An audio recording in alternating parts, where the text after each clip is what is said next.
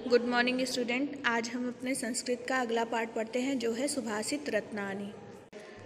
भाषासु मुख्या मधुरा दिव्या गीवाण भारती तस्या ही मधुरम काव्यम तस्मादपि सुभाषितम। दिव्या का मतलब होता है अलौकिक, गीवाण भारती का मतलब होता है देववाणी संस्कृत, गीवाण का मतलब देवता, भारती का मतलब भाषा, तस्मातपि मतलब उससे भी अधिक। अब इसका अनुवाद देखते हैं।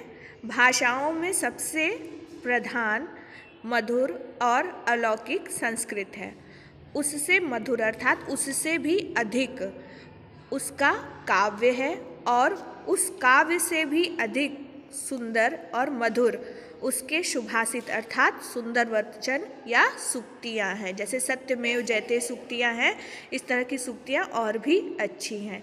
यानी भाषाओं में सबसे संस्कृत जो है सबसे प्रधान, मधुर और अलौकिक है और उससे भी अधिक उसका मधुर काव्य है और उससे भी अधिक उसमें जो लिखे गए उसके वचन हैं, उसकी जो सूक्तियाँ हैं वह सुभाषित हैं अर्थात अच्छे हैं। अब अगला देखिए, सुखार्थिनः कुतो विद्या कुतो विद्यार्थिनः सुखम सुखार्थी वा त्यजेत विद्याम विद्यार्थी वा त्यजेत सुखम।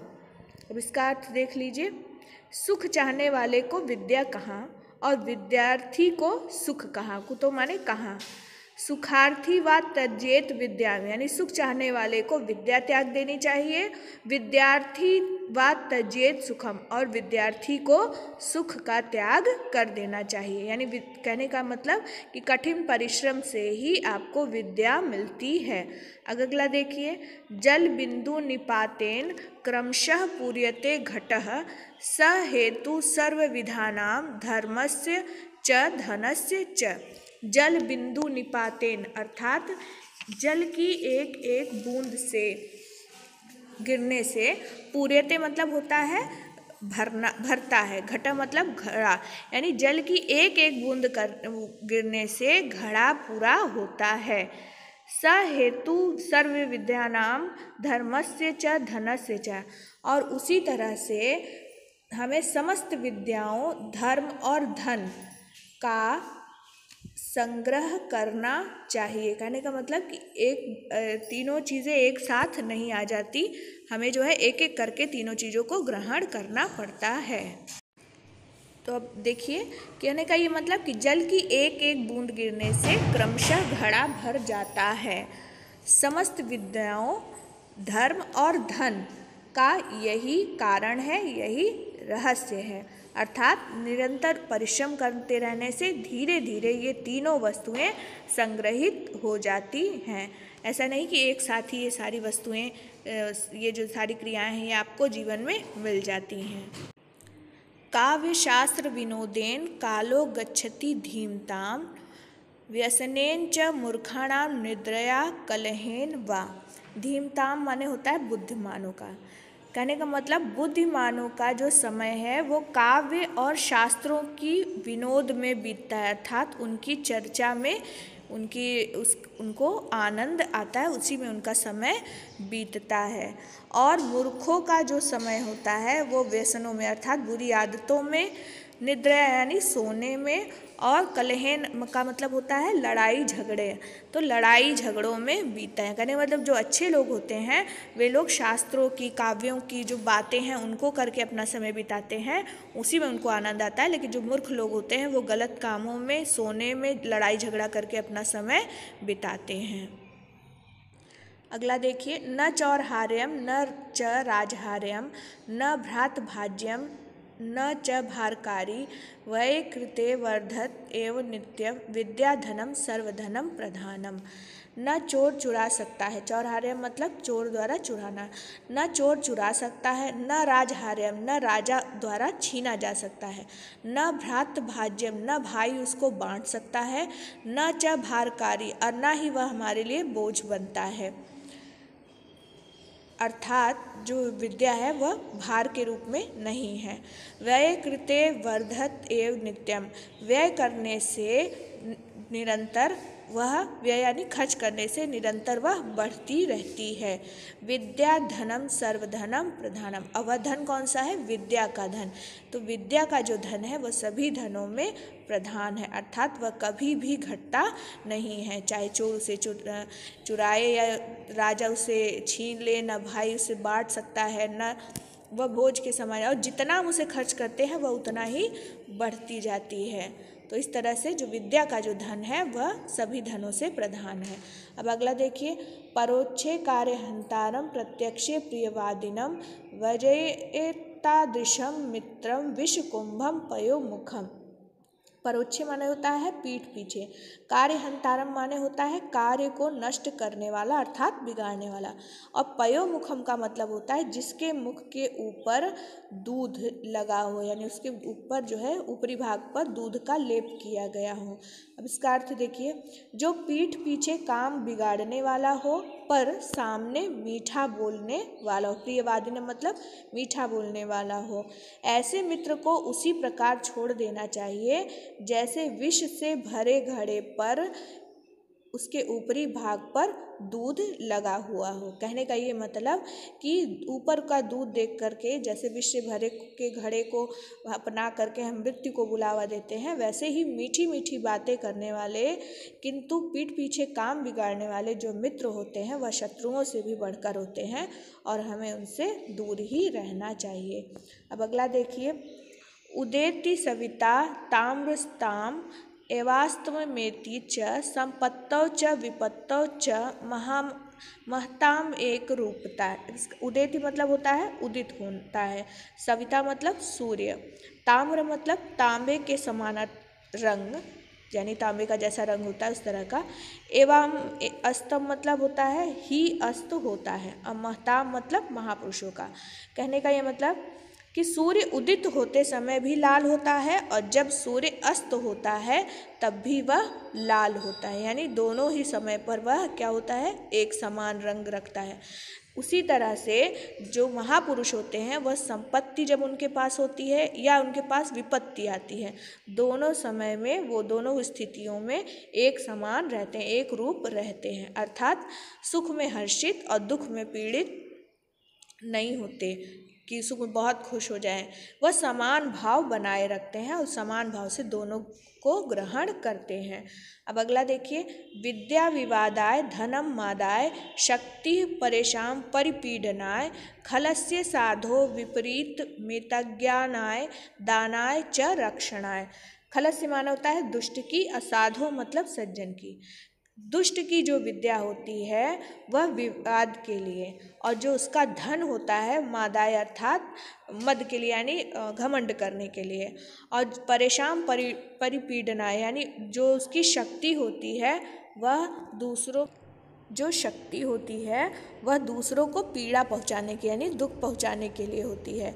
इसके अतिरिक्त जो सज्जन व्यक्ति होते हैं, इसके विपरीत जो सज्जन व्यक्ति होते हैं उनकी विद्या ज्ञान के लिए, उनका धन दान करने के लिए, और उनकी जो शक्ति होती है वो दूसरों की रक्षा करने के लिए होती है।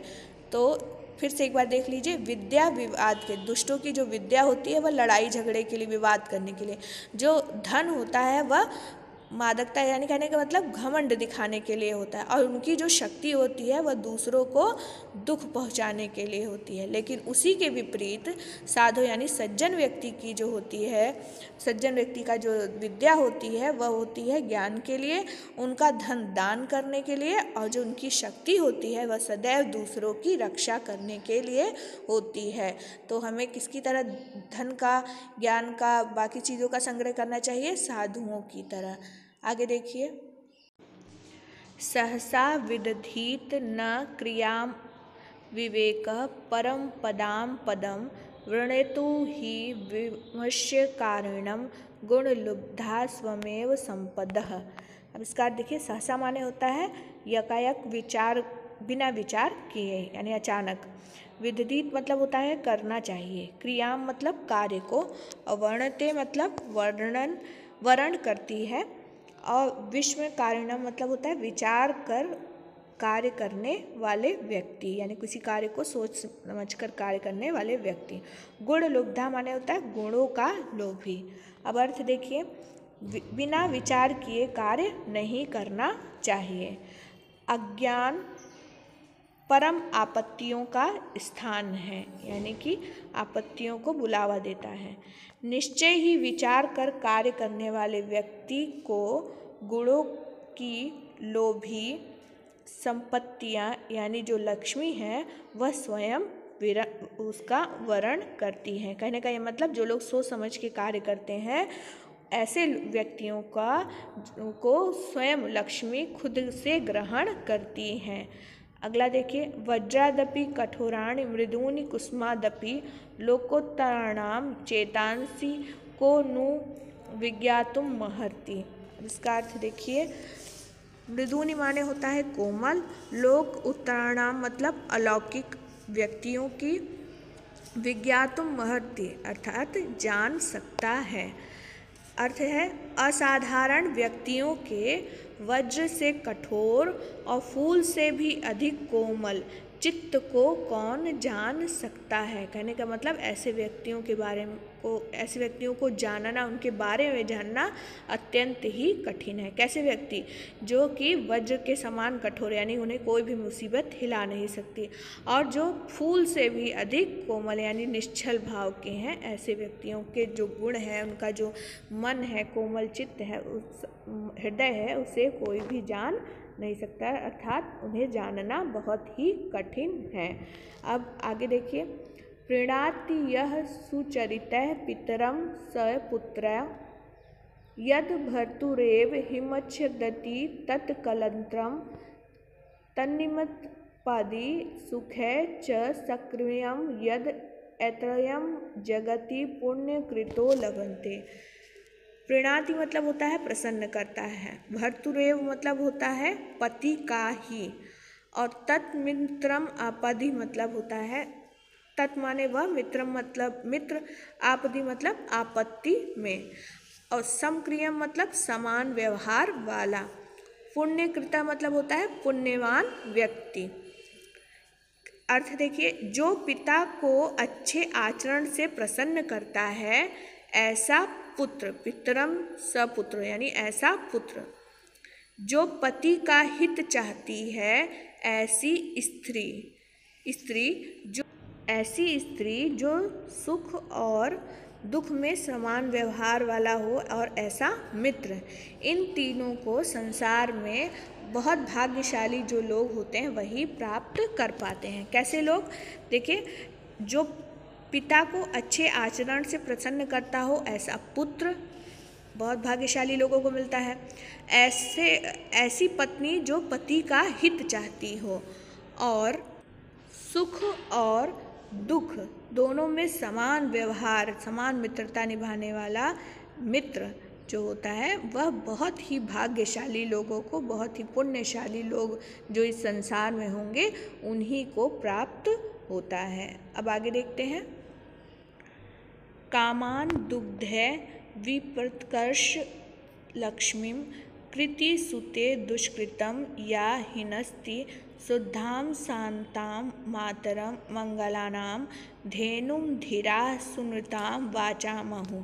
कामान मतलब होता है इच्छाओं को, दुग्धे मतलब पूर्ण करती है, और विप्रकर्षति अलक्ष्मी मतलब अलक्ष्मी दरिद्रता को दूर करती है। सुते मतलब होता है जन्म देती है, हिनस्ति मतलब नष्ट करती है, और सुनृता मतलब सत्य एवं प्रिय। अनृता मतलब होता है आपका प्रिय, तो वही है सुनृता मतलब सत्य एवं प्रिय। अब इसका अर्थ देख लीजिए, विद्वानों ने शुद्ध, शांत और संपूर्ण कल्याणों को जन्म देने वाली सत्य एवं प्रियवाणी को ऐसी गौ कहा है, यानी गाय कहा है, जो समस्त इच्छाओं की पूर्ति करती है, दरिद्रता को दूर करती है, यश को जन्म देती है और पापों को नष्ट करती है। ऐसी गाय बताया है। अब अगला देखिए, व्यतिष्यति पदार्था अनंतराम को अपि हेतु न खलु बहुरूपाधीनम प्रीतयः संश्रयते विकसति हि पतंगस्योदये पुंडरीकं द्रवति च हिमरश्मादुग्धगते चंद्रकांतः। व्यतिष्यति मतलब होता है मिलता है, आनंतरः मतलब आंतरिक, और बहिरूपाधीनः मतलब होता है बाह्य कारणों पर, और संश्रयते मतलब आश्रित होता है। पतंगस्य उदय मतलब सूर्य के उदय होने पर। द्रवती मतलब पिघलती है। हिम रश्मौ उगदते मतलब चंद्रमा के निकलने पर। अब अर्थ देखिए, कोई आंतरिक कारण ही पदार्थों को परस्पर मिलाता है, आपस में मिलाता है। निश्चय ही प्रेम बाह्य कारणों पर आश्रित नहीं होता, क्योंकि सूर्योदय होने पर ही कमल खिलता है। चंद्रमा के उदय होने पर चंद्रकांत मणि जो होती है वह भी पिघल जाती है। यानी कोई आंतरिक कारण होता है, कोई बाह्य कारण है, कोई आंतरिक कारण हो तभी आपस में पदार्थ मिलते हैं। और जो प्रेम होता है वो अंदर से होता है, किसी बाह्य कारण पर वो आधारित नहीं होता कि कोई चीज़ सुंदर हो तभी हमें उससे प्रेम होगा। ये सब चीज़ें उसी का उदाहरण देते हुए कहा गया है कि जो सूर्योदय होता है, सूर्योदय पर ही कमल खिलता है, जब सूर्य निकलता है तभी कमल खिलता है, और चंद्रमा के उदय होते ही चंद्रकांत मणि पिघलती है। निंदतु नीति निपुणा यदि वा स्तुवन्तु लक्ष्मी समाविशतु गच्छतु वा यथेष्टम अद्यैव वा मरणमस्तु युगान्तरे वा न्यायात् पथ प्रविचलन्ति पदम न धीरा। अब देखिए, यथेष्टम मतलब यथाइष्टम, अर्थात इसका मतलब होता है इच्छानुसार। न्यायात् मतलब होता है न्यायोचित। पथ मतलब मार्ग से। प्रविचलन्ति मतलब डोलते हैं। पदम मतलब पग भर। नीति में निपुण लोग निंदा करें या स्तुति करें अर्थात प्रशंसा करें। लक्ष्मी आए या अपनी इच्छानुसार चली जाए, यथेष्टम मतलब अपनी इच्छानुसार चली जाए, चाहे आज ही मृत्यु हो या युगों के बाद। अद्यैव मतलब आज, मरणमस्तु युगान्तरे वा मतलब युगों के बाद, यानी मृत्यु आज हो या युगों के बाद। धैर्यशाली पुरुषम यानी जो धैर्यशाली पुरुष होते हैं वह न्यायोचित मार्ग से पग भर भी नहीं डोलते, अर्थात बिल्कुल भी विचलित नहीं होते। वो न्याय के पथ पर हमेशा अडिग रहते हैं। अगला देखिए, ऋषयो राक्षसी माहु वाचन मुक्त तृप्तयो सा योनि सर्ववैराणाम सा ही लोकस्य निश्चितिः। उत्मत्त तृप्तयो मतलब मत वाले और अहंकारी की, योनि मतलब उत्पन्न करने वाली, और निरिष्टि मतलब विपत्ति। ऋषियों ने उन्मत्त और अहंकारी ऐसे व्यक्तियों की वाणी को राक्षसी वाणी कहा है।